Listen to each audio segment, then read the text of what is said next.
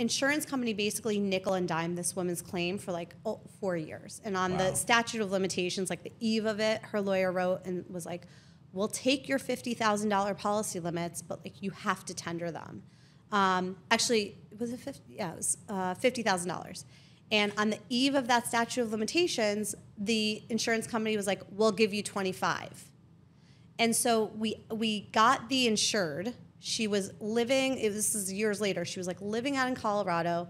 We fly her down to Orlando for trial. And she talks about like, my life has been devastated. It was a $1.8 million judgment against her. She's like, my credit's ruined. I can't take loans. I'm like, I haven't been able to move on with my life. And like, if the insurance company told you like, look, they want $50,000. We're only willing to offer 25. Will you pitch in the 25? What would you do? And she's like, I would have done it. I would have called my mom. I would have called my employer. I would have taken a loan. I would have done whatever I needed to do. Yeah. So that was very compelling evidence, I think, at trial, aside from all the other evidence that we had against the insurance company. But when someone's asking for a personal contribution, the insurance company has an obligation to tell the insured that that's on the table and that they can make that personal contribution as a, and get released. And the lawyer has a fiduciary duty to their client to do the same. Another example, I had a case really recently, actually. It was after HB 837. Okay. It was a tort case. The tort case had been pending for a few years, so HB 837 didn't apply. Didn't apply. Although I had a defense lawyer telling me, you don't have a bad faith case, it's been extinguished with HB 837, whatever. And so when that lawyer was like pounding his fist on the table, he canceled my extra contractual mediation. So we were set to go to mediation to see if we could settle above the policy limits.